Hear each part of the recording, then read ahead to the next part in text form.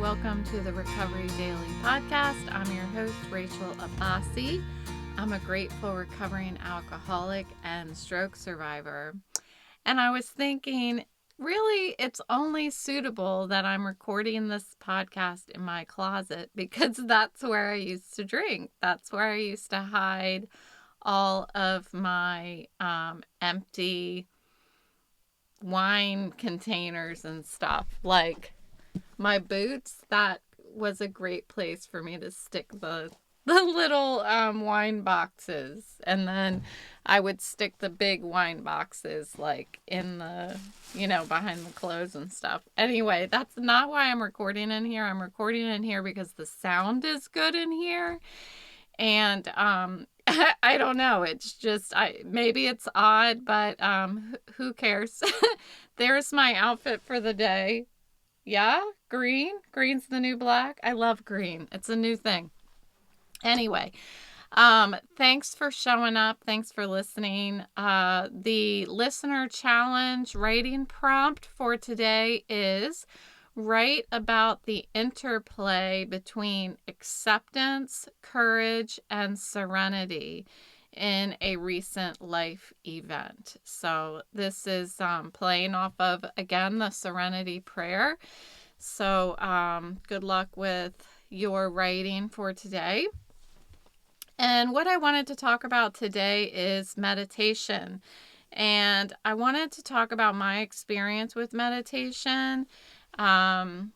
I know, like, for me, the noise of daily life that was like echoing in my head all the time, like before I got sober and after I got sober, it took a lot of practice to quiet that down. But once I was able to start being comfortable in silence, being comfortable with just myself and silence. You know how hard it is to be in a room, like when I was at work and I had to present to the executives. I had a mentor who I will always appreciate for everything that he provided to me, the advice and suggestions. And one thing that he said to me, because he noticed that when the room got silent, I would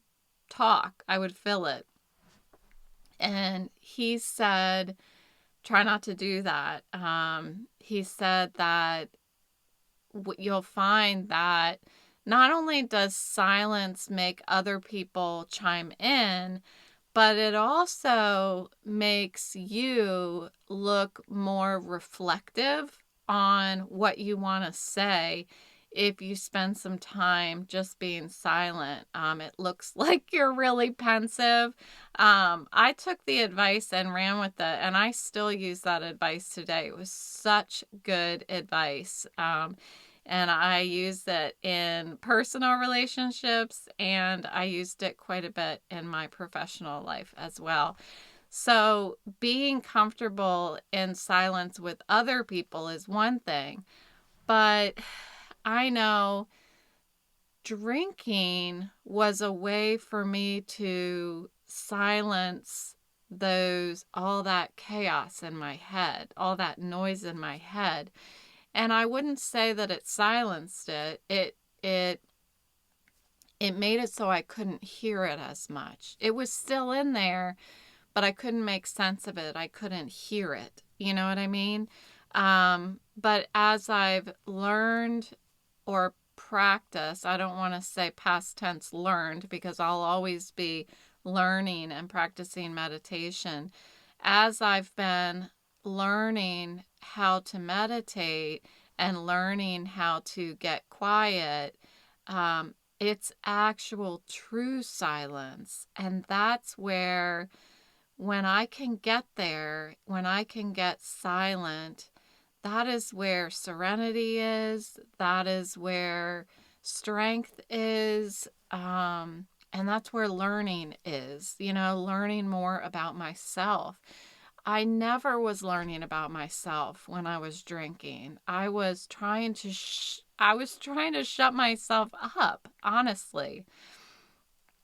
So today I wanted to talk about why meditation has been pivotal for me in recovery and share some practical steps for how to incorporate meditation practice in your life, address some of the common hurdles, and just reflect a little bit on the peace that it brings me in sobriety as well as my stroke recovery. And very much this um I haven't been 100 like diagnosed with a vestibular disorder yet. I still have to take what is called a VNG and a ENG test, I believe are the abbreviations, in order to actually get a formal diagnosis. But I went to another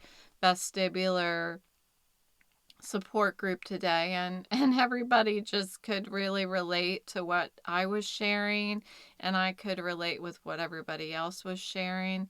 And I have found that meditation has helped in this way as well. On that topic, real quick, a few of the folks in the support group were talking about how medical marijuana helps their condition and makes it a little bit better to function with the disorder. I did not chime in because I thought I can't do that. I'm a recovering alcoholic, and I don't take mind altering drugs or alcohol for any reason other than I think the only one I've had is for a colonoscopy, which was the beginning of this whole stroke journey.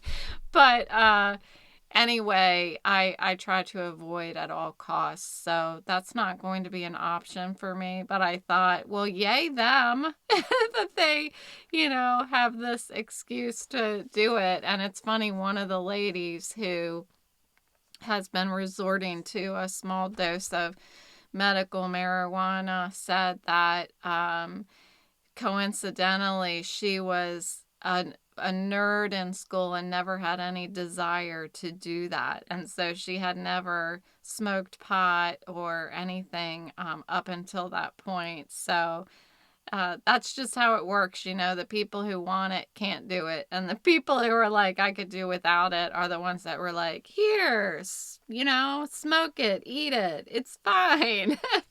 So anyway, I thought that was interesting. All right.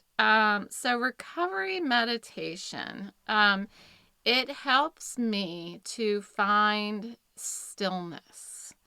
Right now I have this little scrunchie in my hand and I'm just going like this. I'm going like this, I'm twisting it and stuff because I have a difficult time getting still.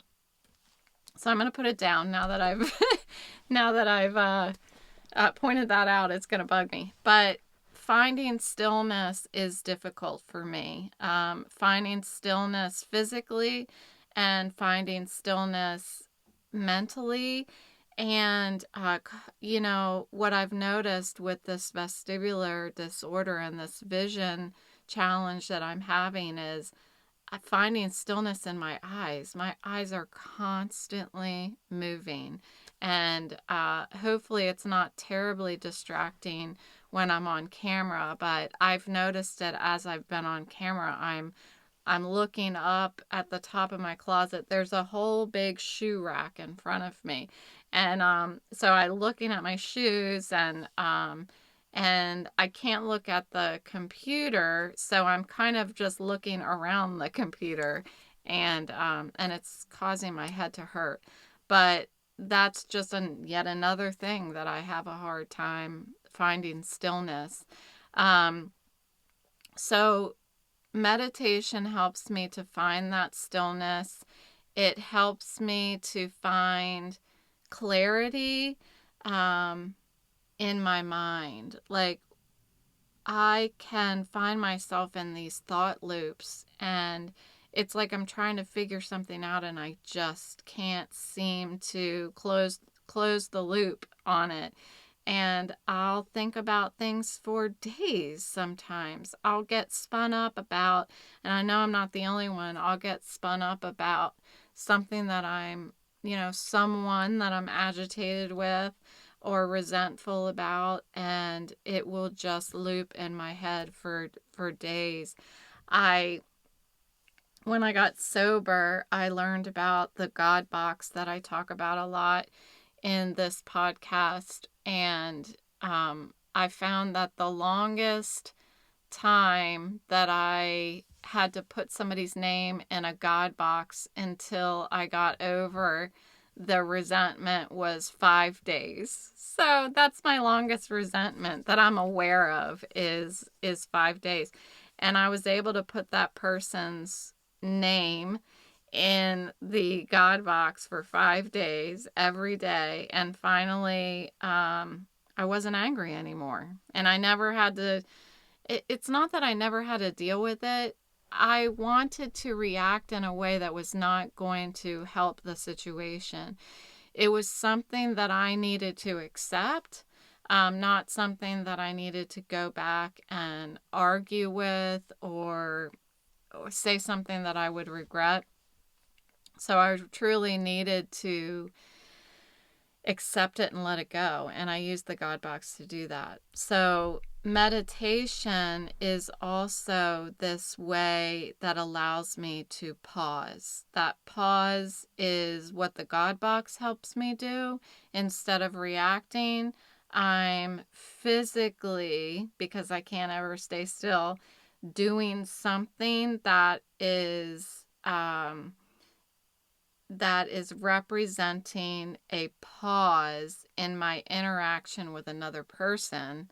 And instead I'm physically representing what I'm doing with these thoughts, and I'm letting them go. I'm taking them out of here and I'm putting it into my God box. So whether you're recovering from addiction or an illness or just life's daily nonsense, meditation acts as a grounding exercise, and it helps me to navigate my emotions. It helps me to acknowledge my emotions because, quite honestly, sometimes I'm not even willing to admit that I'm pissed about something. And then over time, as I see myself, I go through the act of meditation and I watch myself progress through it. I learn how to do it, and I watch myself.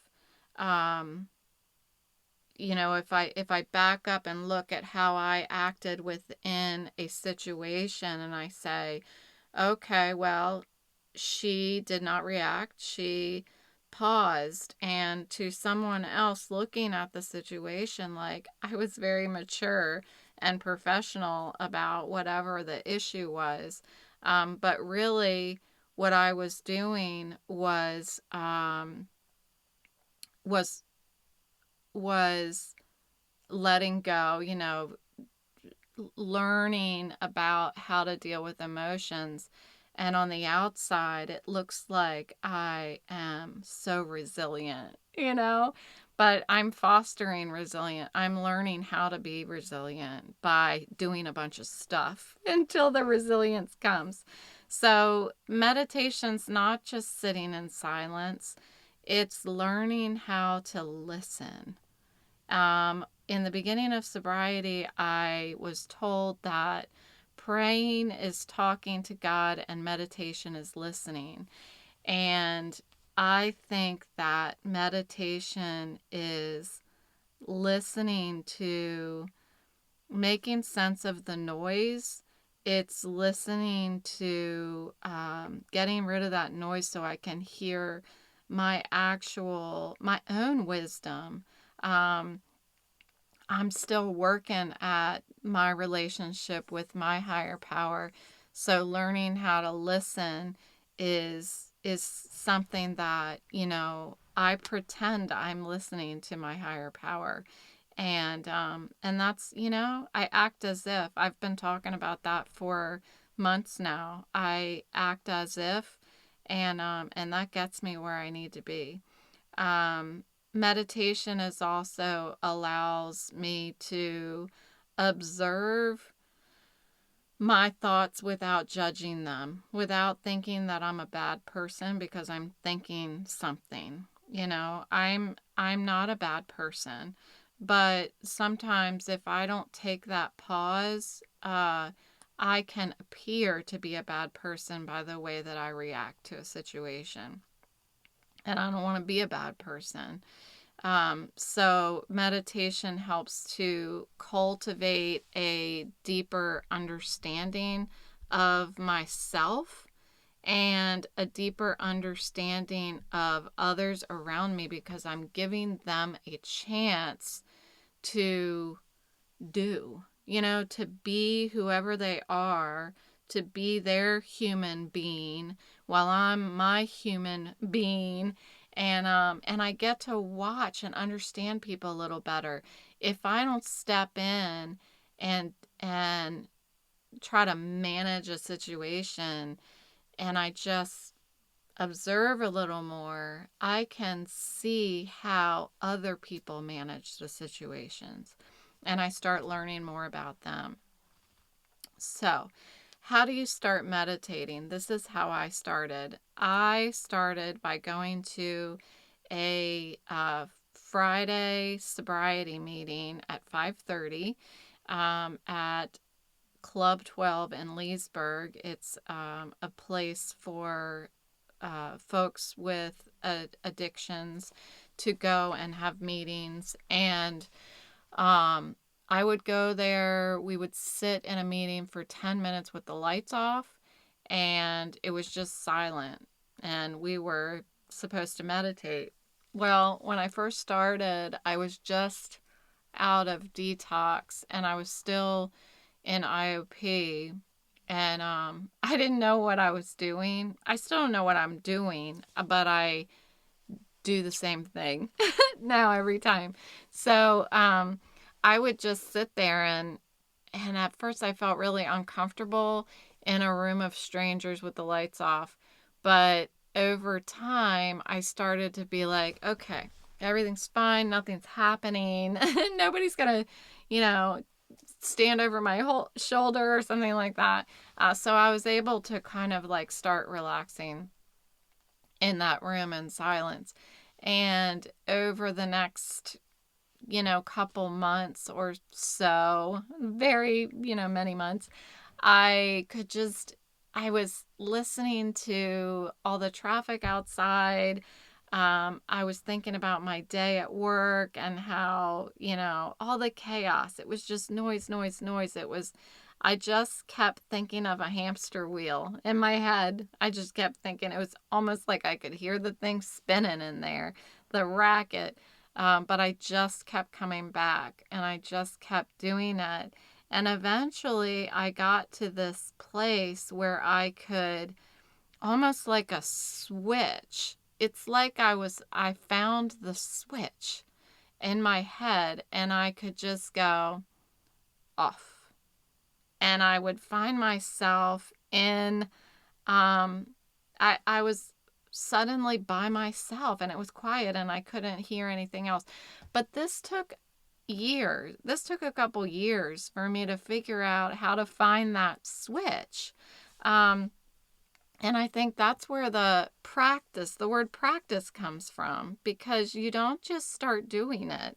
You have to figure out what works for you. So find a space, a quiet spot where you can be undisturbed. You can do it with other people, or you can do it by yourself, obviously. But set a time limit to start with. You can start with 10 minutes like I did, or you can start with less, 5 minutes. 10 minutes seemed like a really long time. I could almost like hear everything in the room. I was like, I could hear a pin drop right now. Like but it was uncomfortable. It wasn't a good silence for me in the beginning. Another thing that I did was I had my Apple Watch, and there's, if you have an Apple Watch, there's a breathing reminder, like a 60-second breathing meditation where you just like pause and breathe deeply for 60 seconds. I can't remember what, I think it just says breathe, and the watch like jiggles as you're inhaling and exhaling. It replicates like you inhaling and exhaling. And I did that at work in the bathroom. Quite often it happened when I was in the bathroom. That's fine. Do it in the bathroom, do it wherever. I had an easier time taking that 60 seconds when it reminded me when I was in the bathroom than if I was sitting at my desk. It was a little harder for me to be like, okay, I'm just going to pull away from my desk like that. That was hard to do. So, in meditation also, so folks always talk about focusing on your breathing. I still have a bit of a difficult time with that.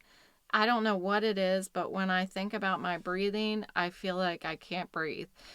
So, the goal is, I thought it was to empty all the junk in my mind, and that's kind of, I think, why I just heard that hamster wheel, and I had a hard time clearing my mind because I thought that's what I was supposed to do.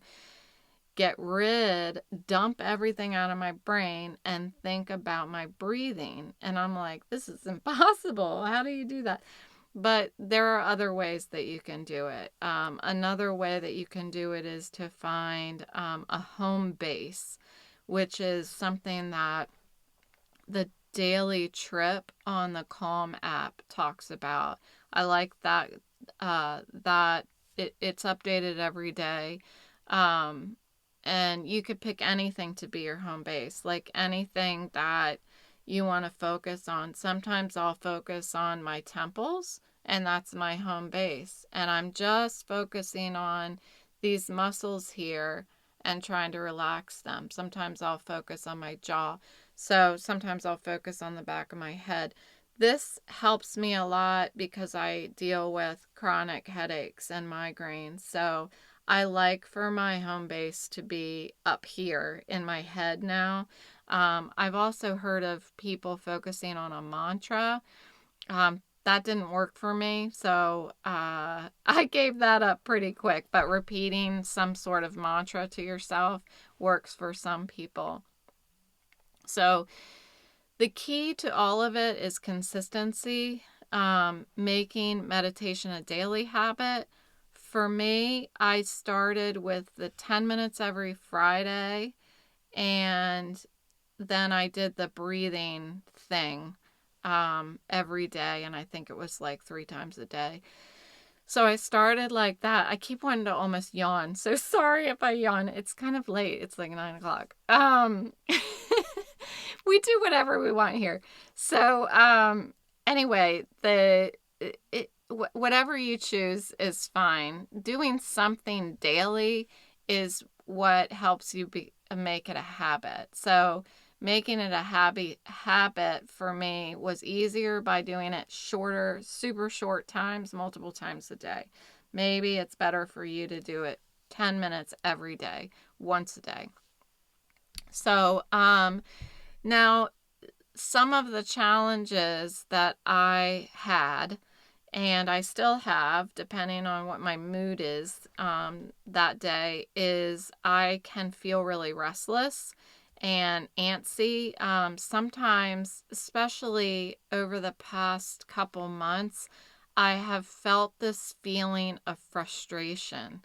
Like I want to rip my shirt off. I want to rip my face off. I just feel like I want to just scream. And I'm okay with that feeling. I know that it's because it's because of what I'm going through. It's because I have stress, and I think that the fact that I feel that way means that I should try to meditate more often, a couple times a day. So that's what I'm doing now. I do it at least 2 times for 10 minutes every day. And um, so I think the key was to acknowledge that I felt that way and not judge myself and just keep going back to my home base. And when I would go back to my home base, that frustration would subside. So there is an answer, but you have to sit in it. I had to sit in it and say to myself, nope, I'm not going to respond to that. I'm not going to respond to that feeling that I have that I want to rip my face off. I am going to return back to my home base. And the more that I did that, the more I'm starting to not experience that frustration feeling. It's just pent up energy, I think, as well for me, because I wasn't getting enough exercise for the past couple months because of my head.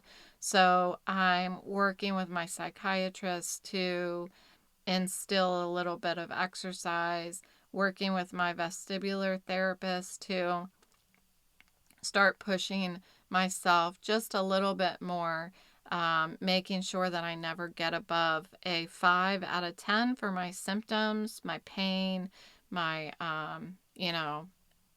instability. So I'm starting to walk around the block once with each dog. And so that's getting a little bit of energy out of me. And I did yoga for the first time a few days ago for 30 minutes, and it felt amazing. And I've been sore ever since. It's been 4 days, I think, and I'm still sore. So I'm working on it. So also, like, trust the process, the benefits of meditation don't just happen like that. It made me not want to keep going back to that meditation meeting. I don't know why I did, because I was told to. That's why I did, because I was given suggestions, and I decided that second time when I went into detox that I was going to take everybody's suggestions. That's why. And so I just kept going, even though sometimes I would be driving home. It was like halfway home from my work that I would stop at this meditation meeting. And I remember driving, and I either go straight to go to the meditation meeting, or I take the exit and go around and head out to West Virginia. And I was like, oh, I don't want to go. And I'm like, I have my blinker on, and I'm like, I don't want to go. I don't want to go. And then I just turn my blinker off and go straight. It's turning off my wanter and just do it, because it's the next right thing. What's the next right thing? I don't want to drink. I want to be a sober mom and working career woman. So I drove straight, and I did it again, and I kept showing up, and man, the benefits really do unfold, but it's subtly, and it takes time. So incorporating meditation in your daily routine. I was already going home. I'm going to pass the place. So it worked really well for me. I didn't have to go out of my way, but I think a minute, maybe 2 minutes to get to the meditation meeting. Otherwise, I would be going around on the exit. So today, the way that I'm closing my eyes a lot because I'm getting a lot of symptoms, but so today I incorporate it into my schedule. I do it before my morning or my midday nap, and then I do it before I go to bed. There are also times throughout the day, especially when I'm feeling the way that I feel right now, when I get my symptoms, that I have to close my eyes and I have to calm down, because My symptoms, again, have to stay below a 5. And right now it just skyrocketed up to about an 8. So I'm just going to keep my eyes closed as much as possible. And we'll get there. We'll get to the end. I know I'm not supposed to push myself this hard, but I'm almost done. I'm almost done. So there's a lot of learning that's available to us if we just get quiet, you know, if we learn how to sit with ourselves, and that silence is full of answers. It clears the way to hear the answers that we have for ourselves. Um, if you know, there's the stories that I tell myself as the chaos of the day unfolds. You know, the phone is ringing. There's news happening, you know, terrible things happening in the news. And all of this stuff is feeding my stories that I tell myself.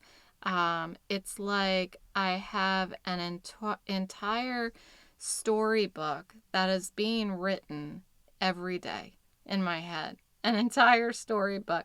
If I could actually have my head write it down, I would be an amazing fiction author.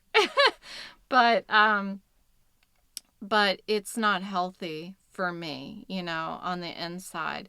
So if I can get quiet, I can start understanding those triggers that cause that story to go in one direction or another. I can I can quiet down when I start feeling symptoms like this and shut my eyes and notice that this pain and discomfort in my head is turning my story around. You know, it's shifting my story into not you're here and you're sharing your um, experience, strength, and hope with others so that they can recover as well from stroke, vestibular disorder, sobriety, all the things that I'm here trying to talk about. Once I start feeling pain, my story starts sounding more like in my head, why are you even doing this? Like, just stop. Nobody's even listening. Look at you. You're in your closet. You know what I mean? So this understanding is critical to my recovery, and it empowers me to respond to the challenges that I face with compassion for myself, and and rely on the wisdom that I have developed over the years. I do have a lot of wisdom in there, you know, and I can't really hear it or see it sometimes because I'm just continuing to write that story. So meditation has made the world a little less scary for me, a little less intimidating, less chaotic. It's made the world a little quieter, and that's the world around me. It's also made that storybook that is happening in my mind have more happy endings at the end of the day. So the while I don't have the ability to control people, places, and things, I do have the ability to control what surfaces within me, what I bring to the surface. And I want to be happy. I want to heal. I want to help others. And the best way that I can do that is to surface my serenity as much as possible and surface my own strength and resilience. So I encourage you to explore meditation, and it doesn't have to look like you sitting in a lotus position, in the middle of New York City park or something with squirrels running by and they're all stopping to look at you and birds are landing on your shoulders. Like, it doesn't have to look like that. Meditation is less about what it looks like on the outside and practicing what it feels like on the inside. And you'll know if you're getting better at it, you know, and when you do, you'll discover that strength that starts to unfold, and you'll start to feel a bit more peaceful. But I can't stress enough, it takes time to just to sit with yourself, right? So that is what I have for you today, and thanks so much for listening. Um, yeah, that's what I have. So thanks for joining, and I'll talk to you tomorrow.